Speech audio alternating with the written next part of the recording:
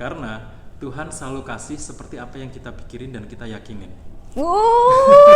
Ini dari dulu nih, dari dulu dia salah satu orang yang membuat saya itu berpikir positif ini dari dulu.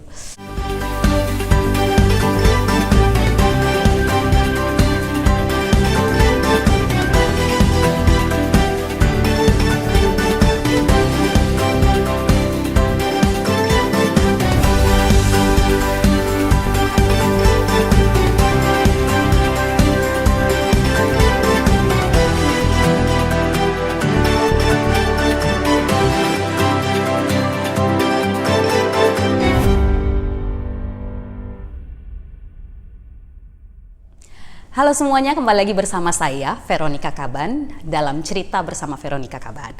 Kita punya seseorang yang pastinya menginspirasi saat ini. Di sebelah saya sudah ada Agung Syakirul.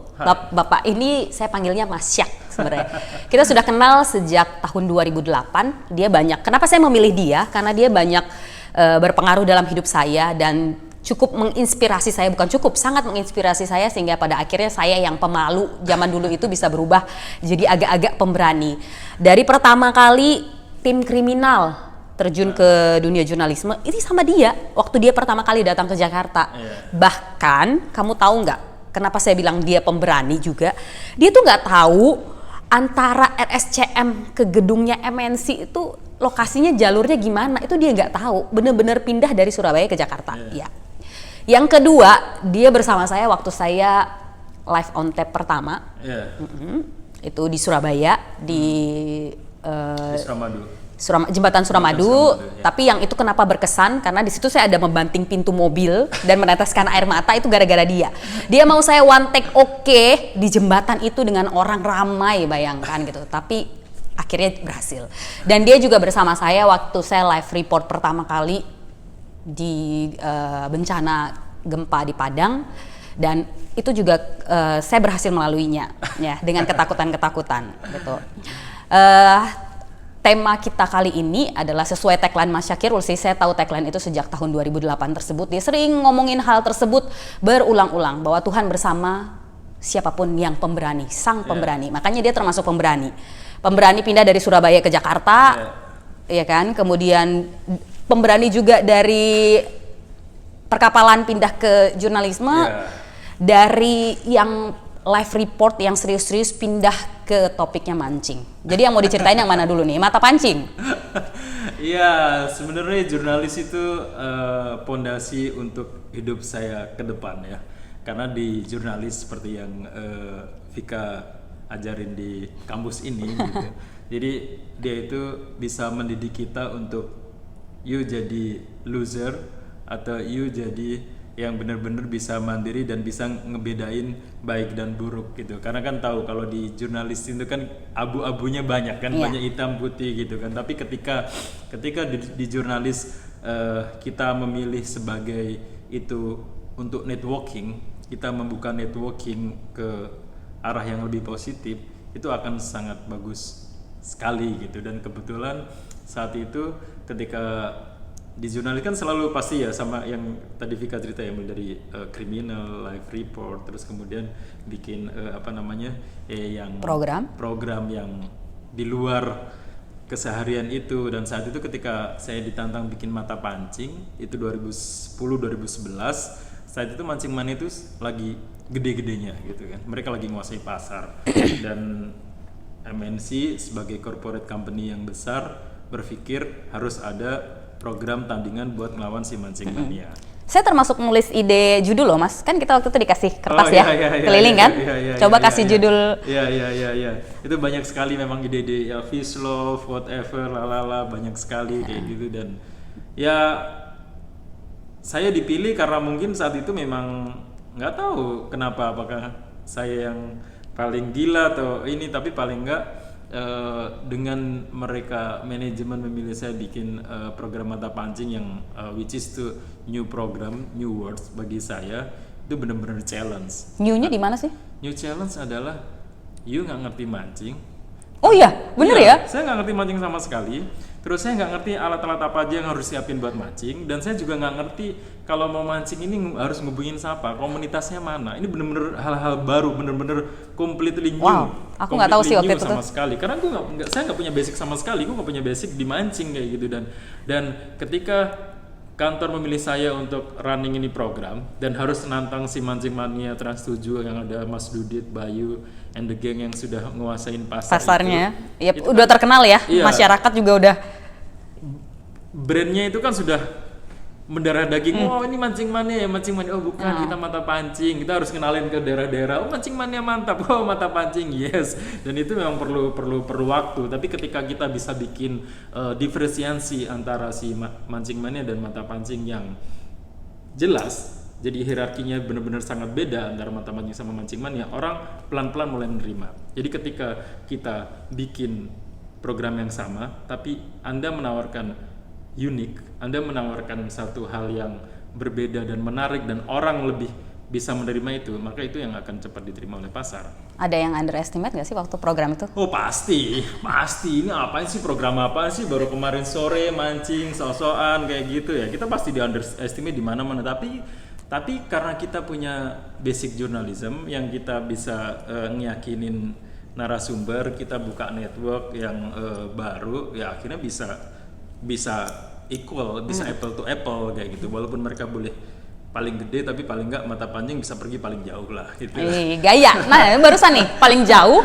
Kenapa? Karena saya masih di grup yang sama Mas Syakirul waktu dia pergi ke Alaska. Itu tuh heboh, satu kantor tuh heboh banget karena sudah pasti itu tidak murah, ya kan? Terus memberangkatkan seorang Mas Syakirul bersama 2 orang lainnya, gitu kan?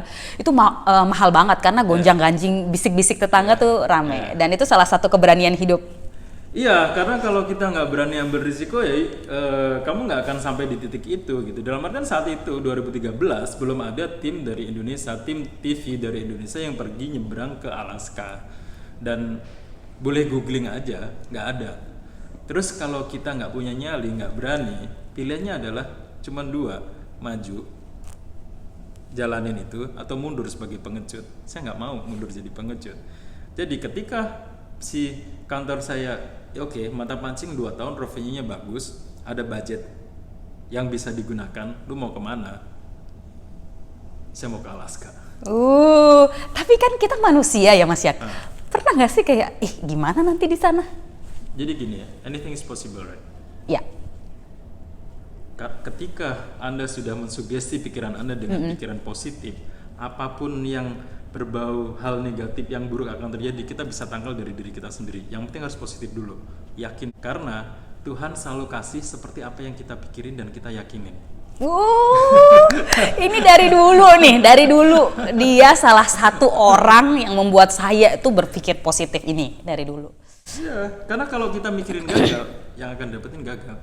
Tapi kalau kita mikirin kita berhasil di sana dengan suhu yang ekstrim dingin, beda dengan kita, tapi kita sebagai jurnalis yang udah riset duluan apa yang harus kita prepare semuanya, ya anything is possible. Selain Alaska, satu lagi Afrika. Ternyata udah ke Afrika, gila. Ya, I've been to Afrika 2015 dan 2017 kemarin saya ke Mongolia. Nyebelin gak sih, gitu kan? Apa pencapaian hidup dia itu banyak banget pastinya, karena saya berani yakin gitu. Tapi nggak semudah yang kita lihat sekarang. Ini kan ekspresinya kayaknya menyenangkan nih Mas Yak. Jadi gini, saya selalu ingat pesan bapak saya. Ketika kamu punya duit banyak, kamu jangan kelihatan kamu punya duit banyak. Atau ketika kamu punya duit sedikit, jangan kelihatan kamu lagi orang miskin. Jadi, hidup kita harus serba flat, harus kita bahagia terus.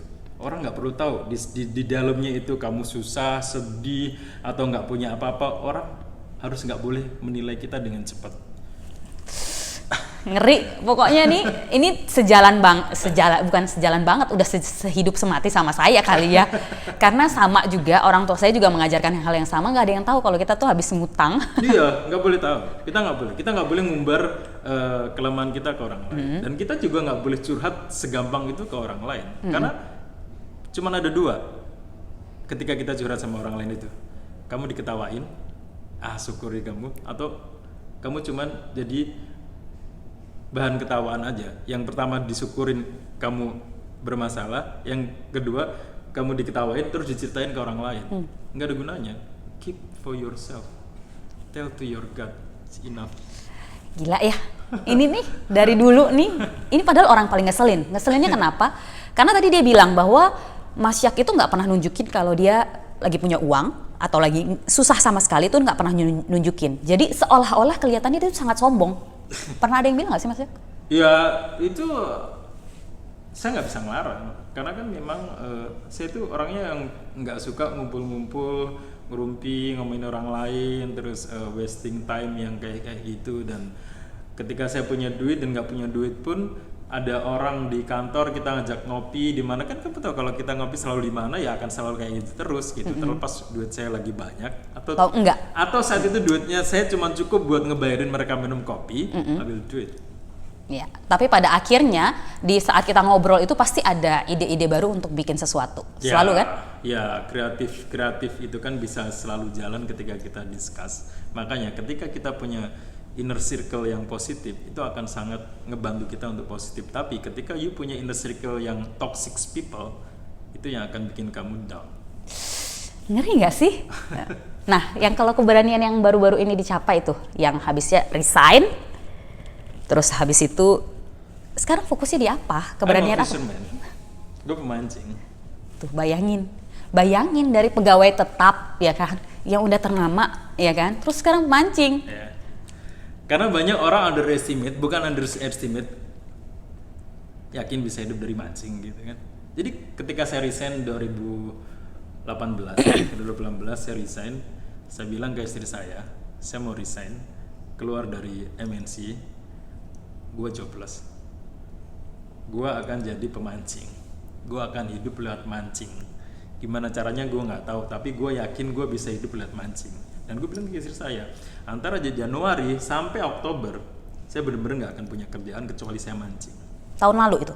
Iya, last year, with 10 month, dari Januari sampai dari Januari sampai Oktober, yang which is 10 bulan itu gue benar-benar jobless. Kerjaan gue cuma mancing. Gue mancing, running charter gue di Kaimana, tamu-tamu. Januari itu gue bawa tamu dari Shanghai sama New York. Terus Agustus itu saya ada tamu dari Jepang ke Merauke buat mancing arwana sama Saratoga.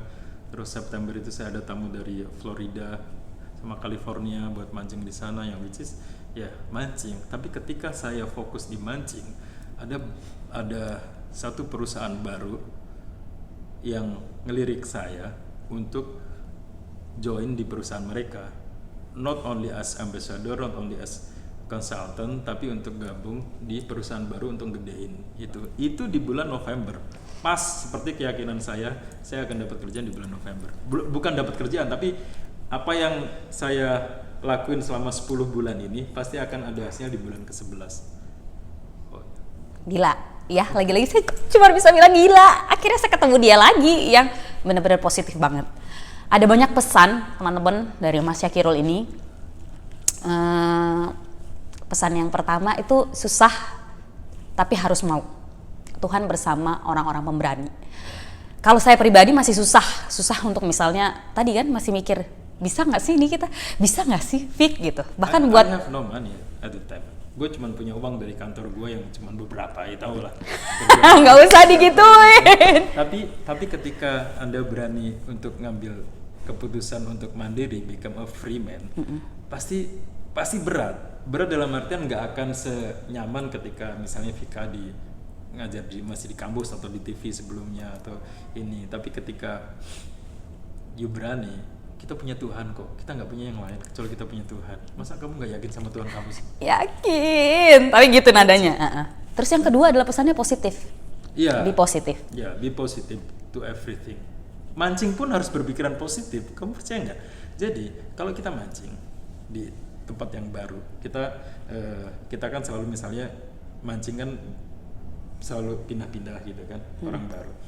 Ketika kamu berpikiran positif, maka pikiran kamu itu akan disalurkan dari hati dan pikiran kamu lewat joran yang kamu pegang, lewat benang, kemudian ke air, maka akan spreading aura positif itu. Chance buat dapetin ikannya gede.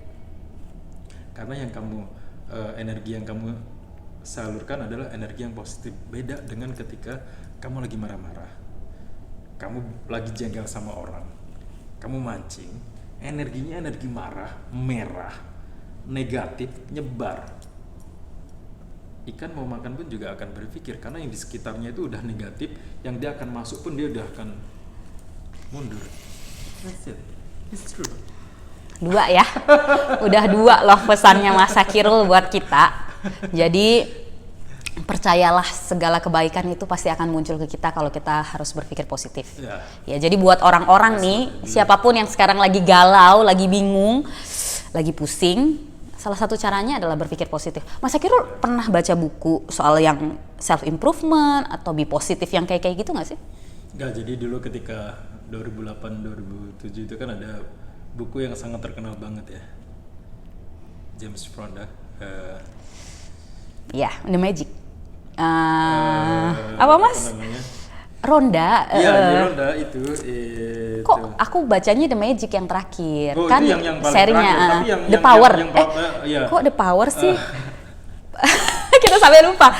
Jadi babe saya ngasih buku itu, ini orang ngomongin itu terus di mobil liputan. Ini orang. Jadi ketika buku itu boom, istri gue bilang, lu nggak perlu buku itu, lu nggak perlu baca.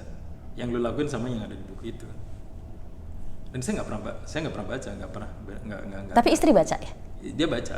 Jadi ketika dia baca cuman sekilas gitu, cuman beberapa lembar gitu, dia udah tahu apa yang di situ seperti apa yang gue yakinin. Sama kan ketika misalnya kita dulu, kamu sebelum dikasih sama babi itu buku, tapi kan pola pikir gue selalu ke arah situ kan. Udah dari 2008 cuy, ya kan? 2008 pikirannya kayak gini terus. Ya, jadi ini pesan positifnya Mas Syakirul buat kita semua teman-teman. Nggak panjang lebar karena ini orang sibuk. Enggak apa-apa, saya masih banyak waktu kok hari ini. No worries about the time. If you want to take this, it's okay. Tuh kan, jadi keren. Hari ini gue siapin waktu buat Veronica Kaban. Jadi the next Najwa Shihab. Tuh, ini orang ya. Jadi kalau balik lagi, tadi saya mau cerita sedikit sebenarnya. Foto-fotonya boleh ditampilin nggak sih Mas? Kita masih punya foto nih, foto-foto yang tadi saya browsing. Foto waktu di Padang. Oh iya, ini di Padang ya, gue jadi kameramen live ya. Yang pertama kali. Kenapa sih? Maksudnya jadi sama, waktu itu Mas Syakirul pernah ngomong nggak sih? Nggak ada yang ketersengajaan. Nggak ada yang nggak sengaja di dunia ini. Pasti semuanya ada caranya sendiri. Akhirnya saya kenal sama Mas Syakirul yang pada akhirnya di Surabaya itu yang benar-benar ya itu kan kawah Chandra di mukanya kamu kan di sana. Kamu lulus Surabaya, semuanya kamu lewatin dengan enteng. Iya, dan harus sama dia gitu. Ngeselinnya dia teman-teman, kalau mau cerita sedikit, dia tuh pagi udah bikin saya nangis, malamnya dia nongkrong. Ingat nggak waktu itu? Jadi ngetok-ngetok, mau ikut nggak nongkrong nih? Gitu kan? Itu kan masih galau, mellow gitu. Tapi dia tuh selalu pasti bisa gitu-gitu. Kitanya aja yang kadang-kadang suka masih ada pikiran-pikiran negatif ya. Live LOT pertama, one take oke juga di dalam bus. Bukan. Oh iya, di dalam bus ya, di dalam terminal Purabaya ya. Di terminal itu bus. Tapi di saat itu masih belum ada yang bikin konsep kayak gitu, percaya nggak? Iya tahu, itu, tapi belum kan ada yang konsep kayak gitu, belum nyampe gitu orang-orang di Jakarta ketika kita di daerah udah bikin kayak gitu. Iya, karena terus ketika kamu on cam yang sama orang-orang naik itu, orang dari Surabaya ke Madura yang bawa ayam, bawa itu. Ini orang termasuk kreatif memang gitu ya. Yang pertama saya mau cerita sedikit, mungkin teman-teman agak kurang tahu. Jadi di dalam busnya itu udah mau berangkat, isinya semua pemudik. Bayangin kan, mereka udah siap-siap. Dia suruh saya ngomong dari belakang bus ke depan, habis itu one take udah gitu. Nggak boleh. Dan naik ke atas. Iya, dan nggak boleh ulang-ulang, harus sekali. Dan itu benar-benar menunjukkan banget tuh orang-orang bawa barang seberapa banyak dan benar-benar berasa banget mudiknya. Itu yang pertama. Rasanya nano-nano banget ya, karena kan baru pertama kali ya kan. Masih belum terbiasa dengan kamera tapi disuruh begitu. Yang kedua kali idenya dia ini itu lebih gila lagi. Pertama kali nyebrang dari Surabaya ke Madura itu, Suramadu tuh baru pertama gitu. Biasanya orang naik kapal. Nah, ini naik mobil kan. Jadi mereka charter mobil, isinya pemudik semua. Karena untuk pertama kalinya bisa bawa mobil itu kayaknya seisi rumah dibawa, sekasur, kasur, ya. kandang, ayam, terus ayam-ayamnya semuanya dibawa. Nah, Ini juga idenya dia bahwa kita harus live on tape di dalam situ. Rasakan, berikan masyarakat perasaan bagaimana sih mudik itu gitu. Itu kita subuh-subuh kan Mas ya, atau malam-malam banget? Malam menjelang pagi. Jadi kan itu improvisasi aja tuh, ketika ada mobil mau berangkat kita langsung hajar aja. Di saat itu juga, dan itu benar-benar akhirnya membuat saya bisa mendeskripsikan sesuatu, itu fungsinya reporter kan, bisa mendeskripsikan sesuatu peristiwa kepada masyarakat. Itu gara-gara ini orang gitu.